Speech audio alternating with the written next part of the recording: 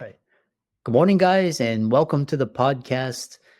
I've got Stefan De Vreese coming out of Belgium, and today he's going to talk to us all about AI business automation expert and any entrepreneurs that are interested in business automation that is AI driven, process optimization, systemization, and talking about AI, business efficiency, and automation tools. Stefan is our guest, and I'm really happy to have him on and pick his brain. So, Stefan, welcome. Thank you so much, Christopher, for inviting me. It's a pleasure to be here. Briefly introduce yourself and we'll dive right into the questions. So, my name is Stefan De Vreese. I'm Belgian, born and raised here. And as we talked a little bit before the recording, I've been an entrepreneur since 2006. I graduated and I think I worked 1 year for a boss. And then I said, I don't want a boss. I don't want it. I want to be my own boss. I want to build my own stuff. And since then, I've done a lot of businesses. I had my own computer store. I built a marketing agency, a web design agency. Then I did a lot of freelancing, a lot of Microsoft 365 freelancing. Then when COVID hit, everything changed. I think for a lot of people, a lot of things changed. In the meantime, I also came out of the closet. There was a lot going on at that time. And then I decided to jump back into the digital space. I created a business coaching business. But honestly, Christopher, for all that time in my whole career as an entrepreneur, most of the time I was actually just optimizing and streamlining business processes. That's what I love to do. That's what I know how to do. And I just love to be just very efficient in everything that we do. And since the end of 2023, that's where I started Titanify, which is my current business. And was really everybody always looks for something as an entrepreneur that will make them successful. And I think I really found it with Titanify because the demand, what we do is so big. It's so everybody needs what we have. Everybody needs to optimize their business. Everybody needs to automate. And especially now with AI coming around the corner, everybody wants to include AI, but nobody really knows how to do it in an efficient way, in a practical way that will actually help their business. And that's what we do. So a lot of people come to us, and I'm very happy about it. And here we are, and now more than a year, less than almost a year later, and we've built a six-figure business, and we keep growing every day. Yeah, really interesting. Very interesting. And so we'll dive right into the questions. And for some of the audience driven questions for business owners and entrepreneurs, talk about what are the best AI tools for automating business processes. Ooh, that's a good question. There's so many tools out there to automate business processes. The most commonly known is, of course, like Zapier and Make.com. And those were the tools that we used from the beginning, and we're still using them. But honestly, more and more, since we are, of course, Microsoft 365 fans and experts, we try to use Power Automate as much as we can. Because Power Automate is like Zapier and Make.com in a sense, but it lives within the Microsoft 365 environment. And we love to use that one because it's by default, it takes the security level of Microsoft 365, right? Whereas Zapier and Make.com, you have your own accounts and those kind of tools, and you're just hoping that Zapier and Make.com are as secure as Microsoft. And since we're working with a lot of people, a lot of businesses that are already on Microsoft 365, it just makes a lot of sense to use something like Power Automate. And while it's not always as user friendly as these other tools, it is very robust. And you have Microsoft as a backbone company. It gives you the kind of support and stability that you need to build something future proof, something that is secure towards the future as well. And it can do more advanced things than any other tool that is out there. There's the combination that it's already there. If you have a Microsoft 365 license, it's already there. Those are really big plus points for using something like Power Automate. Interesting. Yeah. And then a follow up question I have for you is because you talk about Microsoft 365 Mhm. automation and why Microsoft. I know they do a lot of, but how does Microsoft 365 support business automation? Yeah, because there is no alternative to Microsoft 365. If you look at what Microsoft 365 allows you to do from a platform perspective, you have Word, Excel, of course, everybody knows that. You have Outlook, but you also have SharePoint, you have Teams, you have Power Automate. You can build apps with Power Apps. You can do Purview to do data loss prevention, information protection. All of that is within the Microsoft 365 platform, the environment. So if you look around and if you look at other companies like Google, like Apple, there is nothing like Microsoft 365. So as a company, if you want to streamline your operations, you really have to make a decision here, like, okay, which tools are you going to use, right? And if you're a company and you're looking at your tech stack, all the tools that you're using, and you have now maybe 20 tools that you're using, so that might mean 20 different licenses, 20 different logins, 20 different ways to integrate with these tools. You have to integrate all of the tools with each other as well. That's a huge workload to optimize, streamline all of these processes. So if you then look at Microsoft 365, where with one license, you have all the tools that you need to run your company, to be honest, it's all automatically integrated. It's by default, it's integrated with each other, right? And you can, on top of that solid foundation, where you can store documents, where you can communicate with each other, where you can just do anything in that environment. And on top of that, you can add Power Automate to automate all the processes that are linking information with each other. You can move files around automatically. If you connect it with Outlook, if an email comes in, you can automatically use AI to go through the email and you can extract the information, you can put it into, for instance, into SharePoint, into a list, or you add it into Dynamics 365 for sales, for example. That's your CRM tool. So you can do all of that, and you don't need 20 different licenses, 20 different accounts. You just use your Microsoft 365 license and you're good to go. That by itself is a huge saving of time and money there, right? And again, because Microsoft 365 is a specific tenant for each business, you do everything within your own tenant. So securities. So if you look at the security of your data, your information, it lives within that tenant. So anything that you integrate with each other, it's still within the same tenant. So it's less prone to security breaches or data loss and so on, because it stays within your tenant.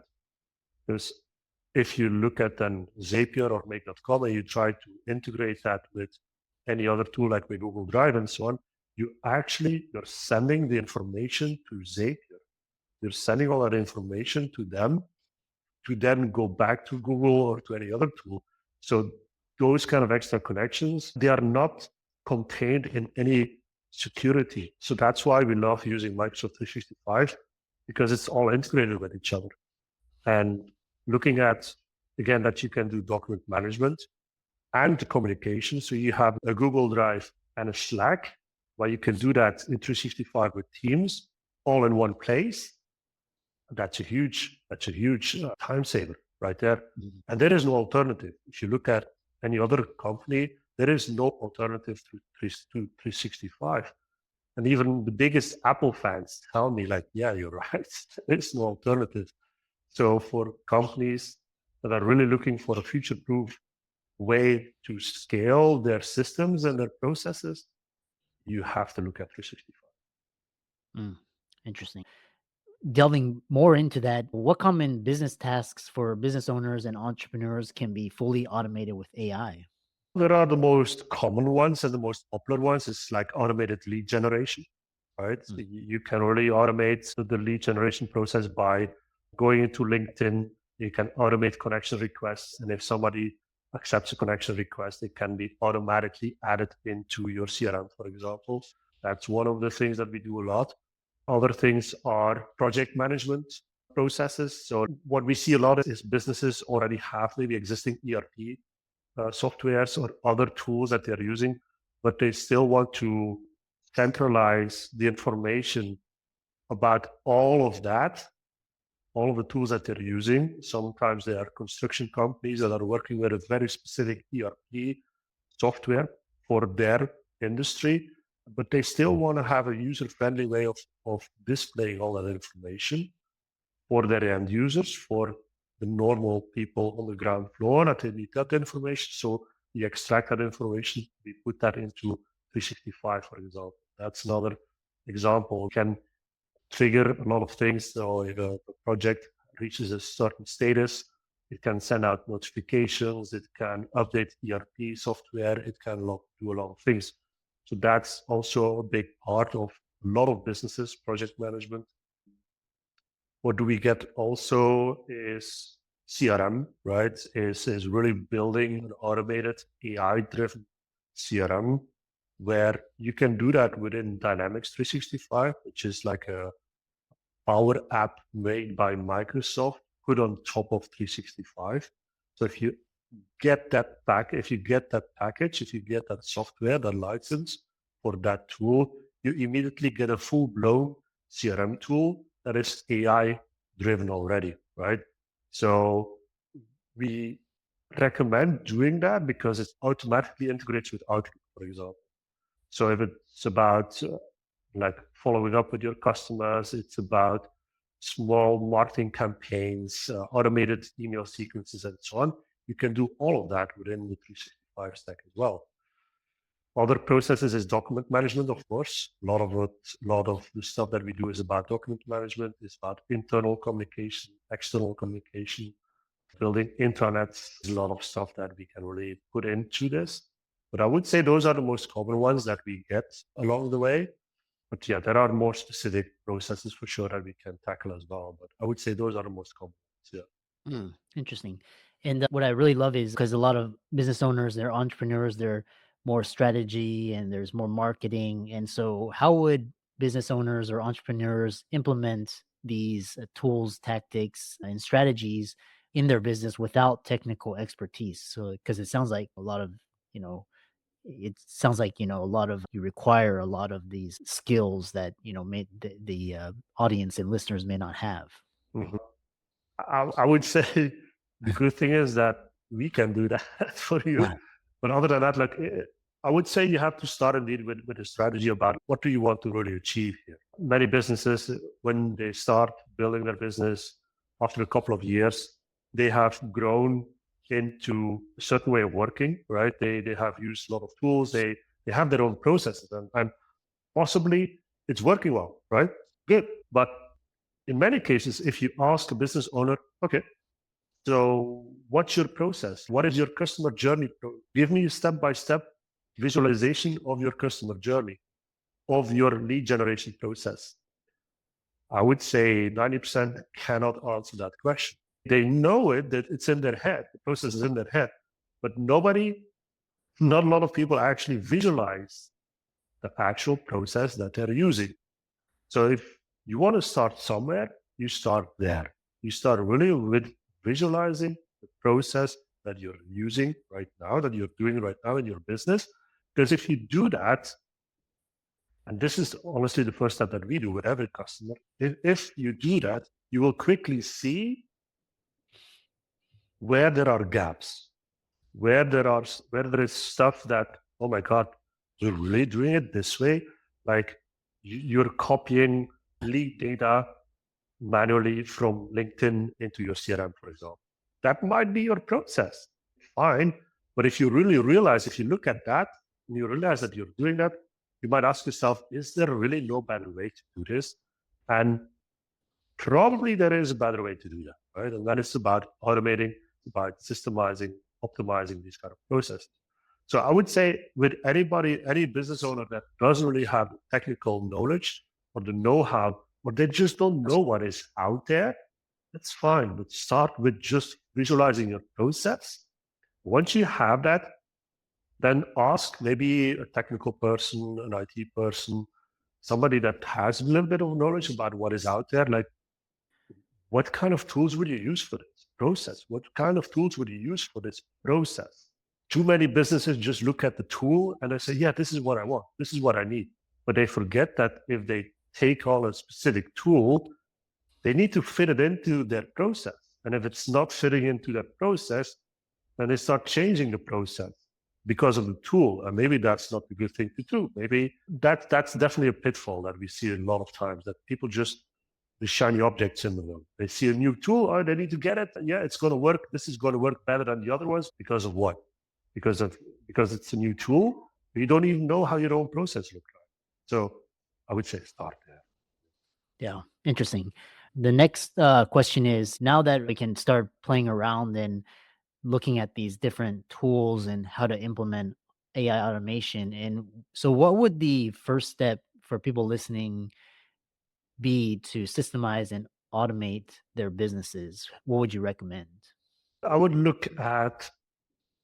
really look at what is the process that would save you the most time, possibly save you the most money, or you could look at it the other way. What is some of the processes that could gain more customers, that would gain more revenue if you do it well?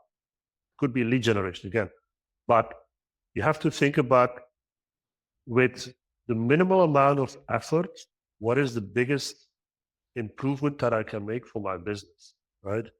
And I always talk about, just look at a day-to-day basis. What do you do almost every day in a manual fashion? Do you really copy something every single day, a document, data? Are you sending out emails every single day to the same person? Stuff like that. If you want to check in with your team, for example, are you really sending emails every single day to your team to ask them to give you an update? These kind of stuff. If that is something that is common every single day, that happens again and again, then you can ask yourself, maybe I should start there, because if I don't have to do that myself anymore, or if we can just eliminate some of these brainless chores, what could I do with the time that I gain back? What would my team be able to do with the time that I get back? I would be able to do more sales, for example. I would be able to do more marketing. So it will give me more business in return, right?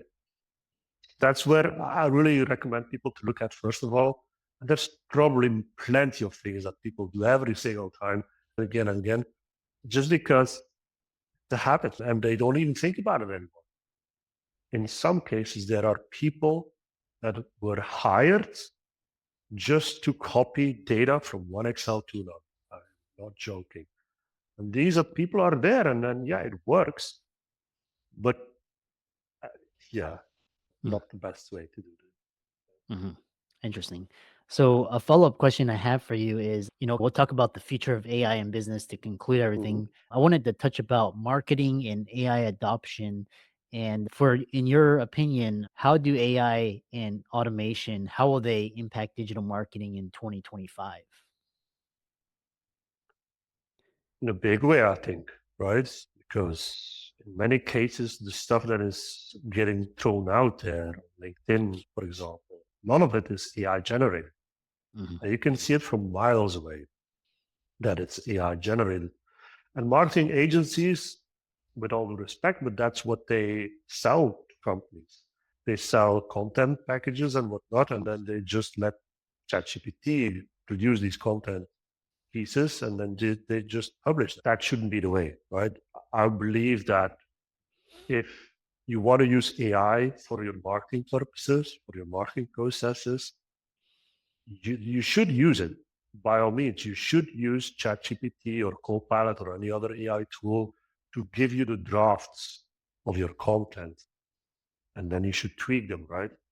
Anyway, I think it's a big deal for sure for AI to be part of the marketing process in terms of content creation, in terms of imagery, the videos, just also social selling and so on. That is being automated these days as well. There's a lot of stuff that AI can really help us with to generate a lot of these pieces of content, for example. And for small business owners, that is really very good, very beneficial, because they don't need to pay somebody extra. They don't need to spend hours to generate content. The downside is, again,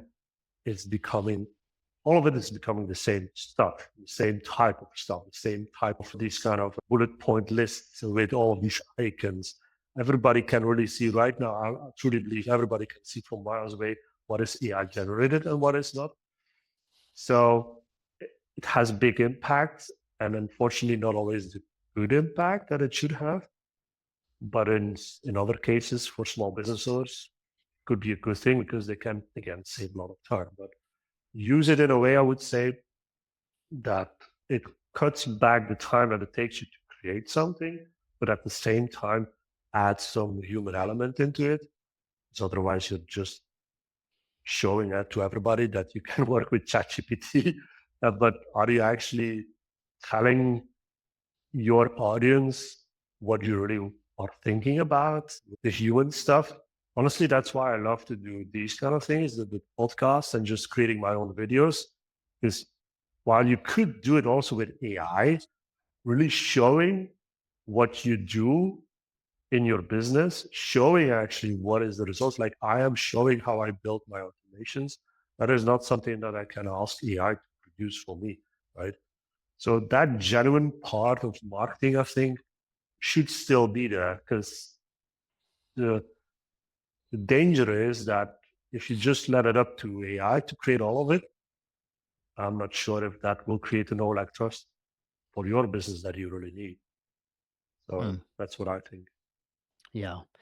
And along the same lines, how do AI automation and how do traditional business automation differ?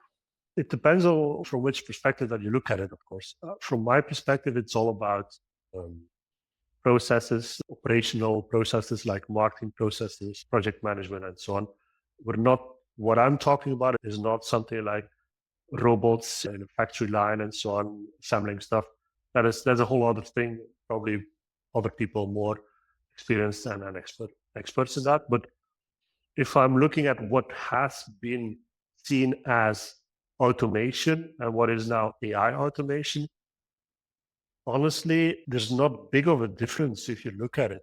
What I perceive as AI automation is actually the same automations that were happening before, but now we're including AI to help us extract information, for example.